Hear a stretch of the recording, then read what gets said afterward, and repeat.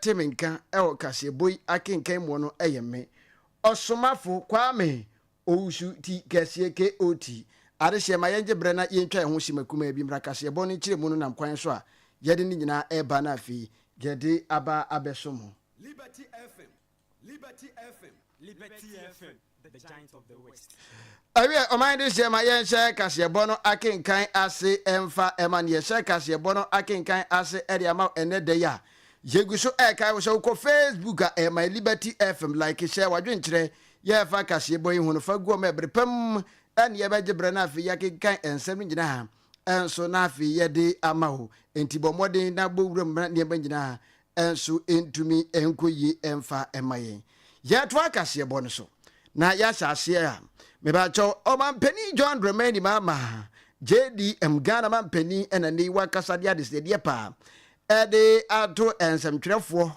anim se ne ye mommodin pa se yebetimi adi yendwuma no se de be ye ebese afata isanse na ban no ehwe se hototo ne begina ensemtwerefo ye fa hudie aye free press freedom na aboa maka bima minka bi amamwo ya ye womu no atimi agya ne nan so no obehwe atoto ne begina Jeray Eden Sam Etudja wa 2025 democracy dialogue sene ekoba ne se oman Ghana kabima minka bi amamwo no eno ano bye ye de ne kika ho ya empanimfo ho ehye ye se wonom ede eboa amane manyina akoyie no eho ena wode sansemi ede etudwam na ne nkasa yemu no wode tudwa se sende ye ma ensamtwerefo ho akwanya ema wonjumadie ya wonom edi no wonom timinya akwanya edi boa mane makoyia eno ne boa ama omayika bi maminka bi ama wonu timi gina ne nan so sanso ma omayimpuntu ekwa ani mu ye papa panti wakasa de atudwa se na mambo no mu ne de obehwe ede ntoto ye nyina agu akwan mu se de be ya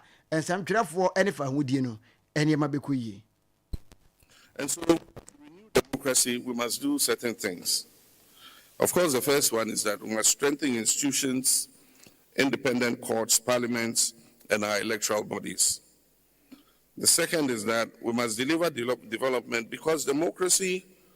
without development, democracy without roads, democracy without schools, hospitals, and jobs will always be at risk. The third, we must educate our citizens. For us, Thomas Sankara said, and I quote, he said, "A soldier without political education or ideological training is a potential criminal." The same is true of leadership without ethical grounding. The fourth, we must protect media and civic space. A free press is democracy's immune system. We must also build regional solidarity, because the fall of democracy in one nation weakens democracy in all other nations. Enti omampani John Dramani mama ana watene nkan se wagire mu eden sameto sa no atudwa ama oman no yegina yati na ebeboa yenso ama ye kabiba min kabi eni emu fa hodie no atumi aye adwuma eho na wacheche ensem ya etisa emuna ne kurakura mu woni nkasa yemu no osan so etwa so ede tudwa se ene oman Ghana no se oba ukọ abibrem ama nwodo ne ama nwodo so a wono ba hu se oba bibiban mu pa de ye ka ne oman pa ya asundwe mapa ewo pa no oman Ghana ye ka ho bi ne senti o kasa e de atudwa se sa de no so aboa yen yie papa na aboa ama oman no eguso kwa ni mutie behwe na ya bo ho ban ama bibia nso atimi agina ne nan so a oman pani John Dramani mama JDM etwa so ya ode ensem atisi atudwa. Ghana has ended, and since 1992 we've witnessed peaceful transitions, a vibrant media, resilient civil society. But let us be candid. Some negatives in our politics threaten survival of democracy. Inequality, lack of opportunity for young people, monetization of our politics, misinformation, and all others pose grave risks to the survival of democracy. Kwame Nkrumah once warned, and I quote, he said, "Freedom is not something that one people can bestow on another as a gift. They claim it as their own, and none can keep it from them. Our people claim their freedom, but we must guard it jealously. So my question is, why democracies fail and why democracies die? The first one is weak institutions that fail to protect the rights of the people. The second is corruption and elite capture that erodes the trust of the people in democratic governance. The third is exclusion and inequality that alienate portions of the citizenry. The fourth is leadership deficits that squander legitimacy of governments. And the fifth is external pressures that exploit the vulnerability in democratic systems. Ane ya wuti ye aya oban Ghana mampeni ye His Excellency John Dramani Mahama ana otene nka se ode ensema wodo etesa ade atu dwa kwan pa ebefa so ebebo ye kabi ba mi kabi eho eban no eho ensem ebi eno no ma ye ntwa kase ye bo no so na ye nkọ ewo enwumahyiam na ye kọ enwumahyiam a ye nyina ye nim se ye mofra ya wonom egu so eje nteteye ya enche bia no wonom hye wonwasi ase no ye kwahwe se ne wasi ne esi ekotituru ni se ba ne ye mantam yi mu a ye hwe na ye ne opani ya efen se Yera Michael Kwatin ono ene panipa ya se odi weni akire mu ewo se hwiyo so mansiri mu a enso hwetwero no ono na hwe so ye ne no bonko mo yewura ye mo wadwo ya me jo so pa abana bibia boko de oh adon ne hwe yi ba ni fufu bia mai de nyame ne ya ho de ono ani nim ne ye no ye ma ne mba emme baba anyumire de ye nkasa ne ye ntoso he ni nyina ne se wasi so hwe ya na nsen ye ne wabɔ ho nkomo pii ye di ho nkomo ache kakra ende ma ye nhwe ne mpempen so ba bia beduru ewo ye mantam me da wase na ma kye wa tiefu na ne be tiefu na kye ni anu nyokore ne nyame ni wasi so hwe ni nyina be ba wie nyame adma ifiada ebe ifiada ne de ni nyina ba wie na nkola ne bi so wie Monday no ne churo integrated science aye the last core subject. Okay. The churo no we na omo share elective na sentem no bi dis omo ye visual art ne home economics for no mo we omo there. The other thing Tuesday me churo chemistry and economics. And let me know cause ya churo ye guso aye churo geography ye we kura na leather work ye guso aye churo nso ye we. Ye we pay another branch bi be san eden awi. Na aka in the events of more literature in English. Art for more literature in English. And no more physics. No more technical for na electricals. No more kwanaka. I was better on the aviation. Into movie and I the last technical for kwan last so much on let that work in a mere Friday. Let's hear in a baby. The this year the I and equity subject to be out through Rihanna. Group of people na more yes our course movie. No come ni me afro pasa yera ade ba ko ma me fra o kese pa ne se manya kwanya na makọ abefo ntintan fidie no so ahwe so kakra ne obenwa ne se abayo bia begina ho wasi ne ya twera wie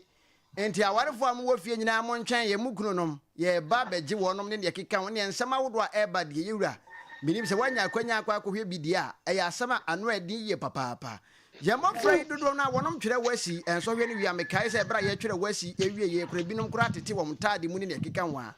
o twere wasi wi a asana menua me se me hu ne se na me nso no mu na me gye me ho anye because enkola yi enkola so ho tie afutuo pa and the Ghana yemfa secondary school certificate empa adwuma o wasi certificate yemfa empa adwuma and we wasi e we hwe o ye fa oba bia enyeyi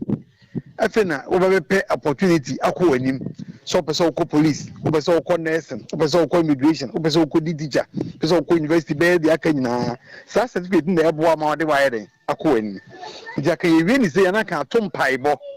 ene be sire urade se kakra bi atworo bia no omo ko market paper na ma na koma emra form na ko mo hwe no mo nom ye market na nkunim bi enye yede ya na hwe ade ponchi ya hye ase de sankrai mane nkrofo yi because me nsunu na de mechere no be sa na awofo na amia se de wie BEC mitu awofo no sa na ne bekoso ka kire awofo ye ma ye ni nkola we yachi se ye ni nkola we yachi akola wa wie secondary school watana school mu ya hye ne so odi mmra so sa oba fie betena fie boso be me nsan nan ansa na so hwe aba woni mmra bi aso no udi agora wakola yo benyim ahyew udi agora we be mo no ba kwanyim obi de ba aberew udi agora wakola ne school be kwa wiye wo ha na no kora ne nyame ni benye dia wofu bia pene se ne ba wiye secondary school mane nko bi enya wofu bia da ye som ne se o wiye ne ba o hwe ne ba mo ko wiye free age no no ne mu awofo pesa ko be hwe ne ba mo wiye free age wo wiye free efeze wasi no na ka oto aso be ko nursing training obeko teacher training obeko police obeko wi obebe bank manager obeye de ben na nso nkora na ahia ase to sankre awofo yema yani nkora na nkora na nkasa nso ti omo asese omo de wo hyase e wo mo afunsem se school no nwi ise bi on person de school be ko na nimbiem ene ya sa de wo so ko ware ene na yegyina ihia so ma na koza ese nyesa no botai pa so be so to school no so dia ye be so mo so mo makoma mrafom no mo hu se efie no ba no on be to awofo no on be to papa bi mo on be to maami mo maami no ne ba one ne kunu abobra bai no ne yere abobra ahwe omo ho saa kodu bia adu na mfa boso mi ensa boso ba ko ya odi free school ba ye mesai omo na ye nyina ye ma yakoma mofo ne enko so nkra ye ho kakra nso he ba no pass ya awofo no be bomoden ato so ma de opesa odi school ni ye no odi aye ma ko wani in fact adwene bibiri mesere nkwalai omo makoma brafo na awofo so ma omo ni nkwalai achi se le be bo ma nkwalai omo da achi omo be si omo yi Jera mami sha we se mofra fei na woroma twere nso hwawie na wo mo asha se da suman bi ete sa di no we no hwan ye de so bo bebo no yeah someone there the boy hwan the body whole society hwe acheche for the wum awofo the wum nkwala na nkasa kwa chefa wum ye hwe nso he school bi ho ba kodu na mma na wo ni mu tie fu pa obi ambe so be unity adendra o wie school akofi akoye peme o wie school akofi akoboniti nso tama na nkola ne ncho nso hwe na je for nkola ti fu school no mo fence apaso ko anumu on pesa nkola ti bevu ntare ti na nkola je school akofi o mbe wie school akofi ave de je om so mko edombe on wa je for di omu no san nkola we awofo di omu sa awofo no so ko ba fie na awofo no so hwe ne ba na ma wa bere ti akola na wie school ba fie di amekora ba beje ma home akola no sori aso be da fie so na fie so be ko he emfa ne ho ene na mu sa so wie secondary school bo bere ya no asem ne nsem be ka kire nkora ne be kire so omo ba fie bra wi no ba bebo ena ye mpanyifo ma ne mema ye ti kuro mu su kura yi kora yi ba ye hu omo se o zi ale so wie secondary school akola yi kura de so kwa aware yi akola de sem soma na yi we de mane ye we se ma me yi ne be se nkora yi nkora ne bebiro ho mu susa omo ni ndie ofom nkora ye wie school 95% of them all the ages below 18 years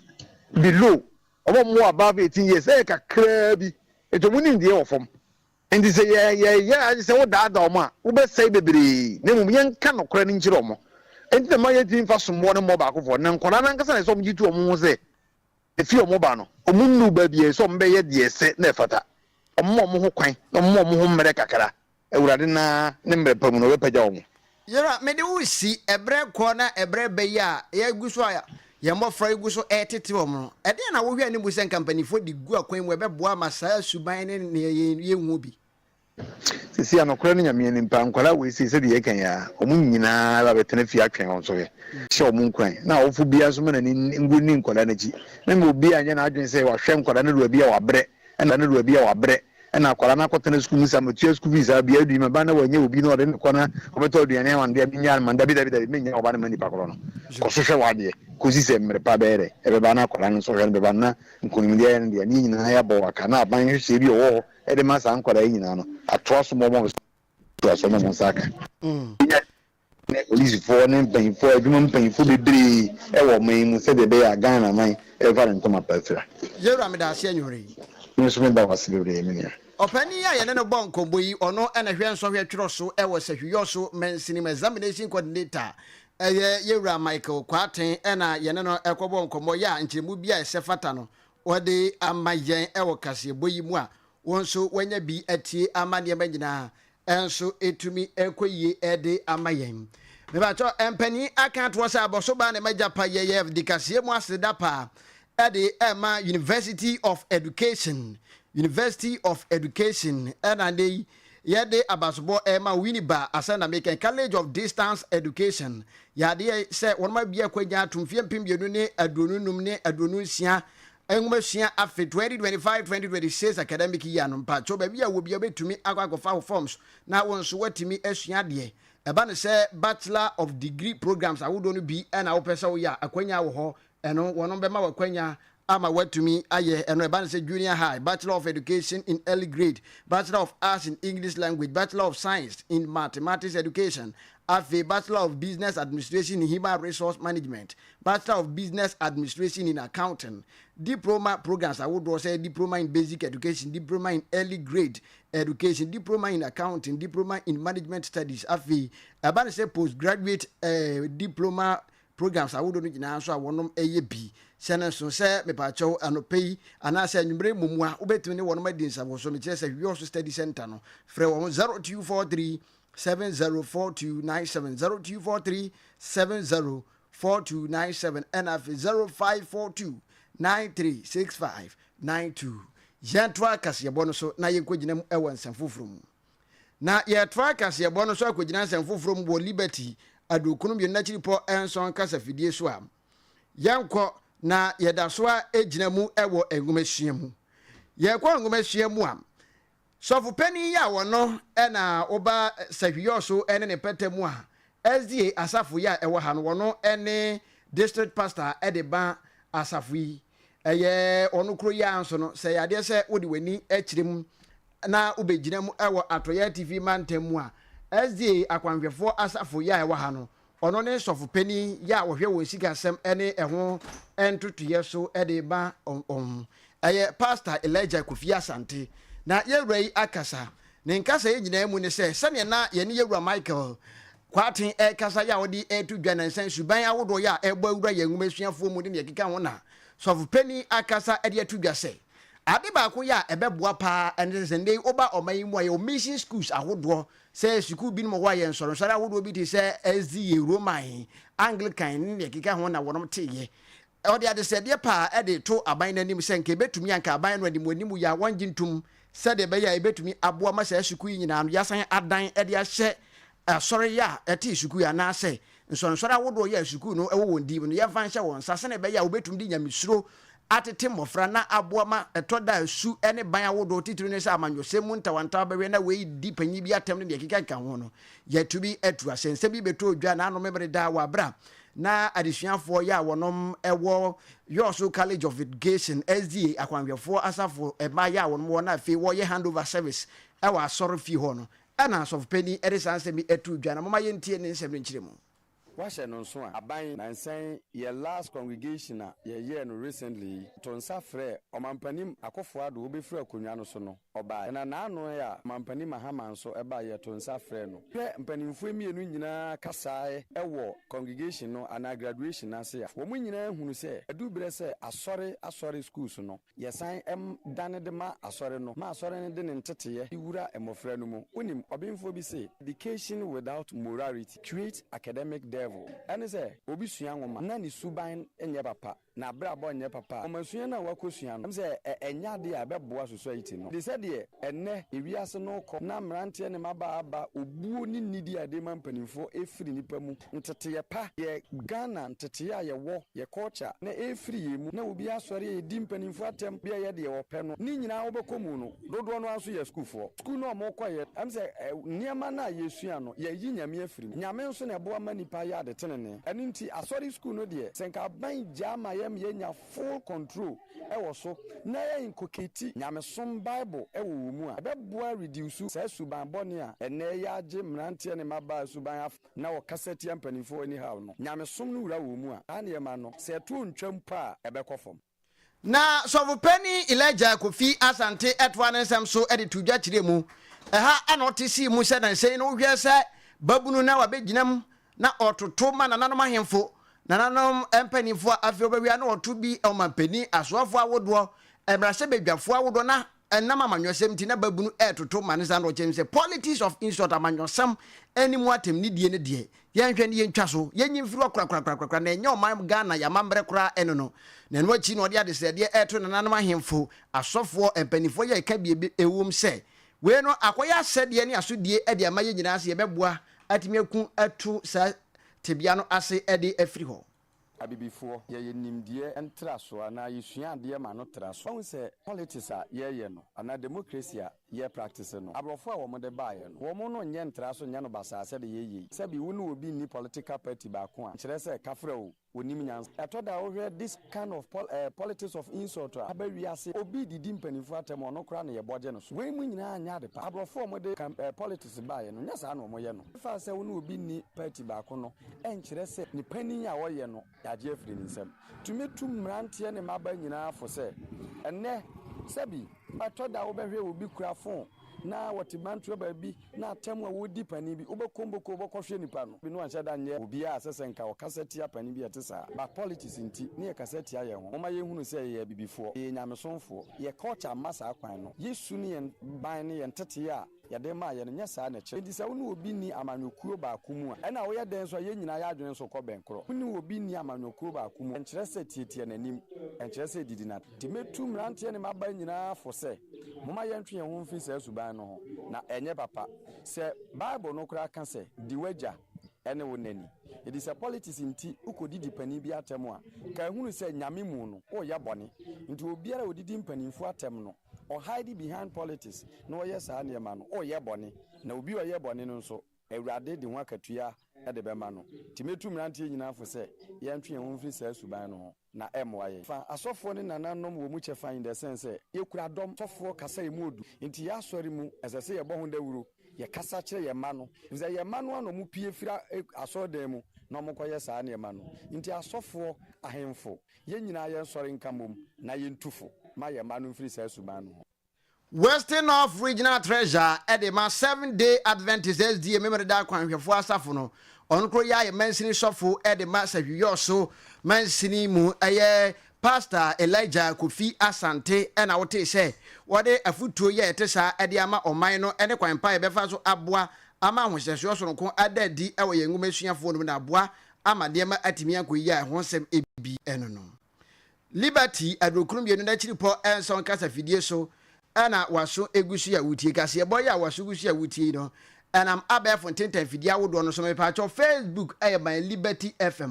my Liberty FM okwa like share wadwe nkire ye fa kase ho no fagu amba e brepam ye beje bre na ya kenkan ni nyina enso edi amount Facebook no my Liberty FM yedru asofo so ide ma yento so wa atotru fe church tumbi eda de srede edi ama de hye nyina se sane tworo no aka no se ye mre ye ho ase enhye tumi awodo nyina ase se de obo mayi mu ase ne sofopani adi kan aka no Ghana ni Ghana babunu etime se na no ya etime edidi mpanifo atem ke kansa nsem de ba ye nanom ahemfo ka bi asofo so ka bi enti oka ede ade sede ato manfo nyina nim se saa ne ye ne suban no wono so ka bi se yanhwe na fe yantwe ye ho emfiri saa de man nyina mu na beboa ama oman no ne nkanko ne puntu atumi abamu saa ede amai mama yentie ne nsem no bi bosome mpa ba ye no bosome nkron die mu na ye no ade me pese omamuni na ete asafoma no ene obi ate ne se we be yasefi roman forma no etredum yensan chechemu a eye baako ose ye ma nipa ina mo ho ase enhye tum ye wonu yam na ase esa se Ghana mamu aye Kristofo man na so ye kasa kire ye mpanyimfo bi omudi ano na ya na ye hu se ye de obuo be ma omo eti se panyi bia odi wanim na wo man mu so wo ye ohene se wo ye president so ye sofo na wodi wo man nanim ana wodi edonim no according to Bible ne kire se yemfo wo buo ne ani die ma wo papa sa adwuma a wode ama wonti eti se yamfa nim die ama sampanyifo na ebi ti so mampanyini ebi ti se wo hene ebi ti se asofo sabio abusua panyini kro oda busua no ogina ho ma onyankopon esa se oda edoma no eti se yamfa se wo buo no amfa moma sampanyifo na wodi yeso mpani na meka kire obiara se na che se yenya mesom a yesom ne kra eyekwa ti meka ma obiara che se ene den Ghana man ene edoma modi ahiemu amutie me no yamfa to ne trim se obia wodi wanim na woye oso panyi bia no se wodi obuo ne ani die ye den emma no na ubu no papa esa adwumaden a ehye won se ko se yom ni panyi na na betimi adi president anye ni panyi na betimi adi MP anye ni panyi na bedi etimi adi wahene anye ni panyi na betimi aye asofo ti se wo mu die ni panim a esese adi obuo ene ani die de ma wo ya kasa kire won wa kasa kire wo ani die ani ahobrasiem basa eye o manpa na ne krokro mu of penny sign kasa bio ede to dwa kire mu se de ya kasa no oba oman Ghana mu a ye kabi mamin kabi we kura de nka kire wadwe na men kire wadwene obuo kwan so na ne nipa binom enam kabi mamin kabi me kire democracy so etumi kan sem binom atumi se wonom egu oman no kura wo kire se emayan hwe se yeso man no bia nya kwanya eche na adwene nti na ne ye pebia ene ye ka saa de enyenyenyenye yentu ye homfo emfiri ho afutu amede be matimamufo se Ghana be yi okay yenhwe na yemfa sofopani ene no ewa ya na ye fresh bibi se kan bi mami kan bi eno de e wo ho sa ade kan bi mami kan bi no so o kan se hu se odi obuo be ma nipa na wo kan bi aiden a kire no se nipa bi wo ho a hu se wodi obi atema na wo kan se ma kire obi a se nipa no wonya ni se nipa no wo na busuamu pa ko yeden ko pe ba yesa se obi atimi kan bi nti na ko hu nipa sabio ka fra ye na nipa de nipa bi a onru se nipa hunu bi a na wo kase tie obi a wo chen no eti ano de emfa yam so mpa emma eti ya kristo forma na ye pe asomdwe de a mama ye na ye mfa sa kwa we so na yesa ebetimi de basabasa bo manum ya basabasa bo manum so a yentimi nya babi kura nyina na yabo yamedi amra na eba ye se obi atimi kire na adwene no me de ye se bi ba se ye wadwe kire ene ye wo kaseti so ahu wade bi wo se wo kire wadwe ade bi wo nipa na eka amene na adwene mfatumi so meka ni se ebeboa but ye ye de ya ma na atra ye kasa mani tia ade na ni da ho sei na nipa kasa di watam adi wabusuafo yi na de omu ina aka ho eno nya kan bi mam ka bi eno frefrento frefro how bi mam ka bi ne de se de wo ye no bi am so kam susu se ye ni se ye bebo na friend kami we de ye ka ma ne yatem didie na Ghana mpanyimfo nso ene asofofo mpanyimfo ahemfo ye nso eduba bi a yenya ntoboase kakra ma won a odi ye na ase no na ye nyina wonsom ene nipa awurade nchire obi bia amen. Amen. So for penny ya no any district apostle Edema Precious New True Faith Church International. Ya no wa to ya TV mantemu ene de sanse mi nyina etudwa Pastor Moses Opon ena wote ne nka ewo kase buim kase no esi ya de aseda e makase dem aboafo nyina so so mo boa ye sanse penny so boafo ya na ho ena se wo boa ye makase timtimtim gu nkrata so e wa chi ya de aseda e de e ma openi ye friend se ADB na dawroba ana opia ye nto abefo kwan so Facebook ema wo so nya bi ehwe ye boa ye ema ende ma nyina so ekoyi nti se ndema nyina eda na kwan mu a na ye de aseda ene abasobosronko ede ema no ewo mboa soronko ya waboa ama dwumadie nyina enso atubi awie peye kase bono asi bidin do osomafo Kwame Owusu tikese me sore so DJ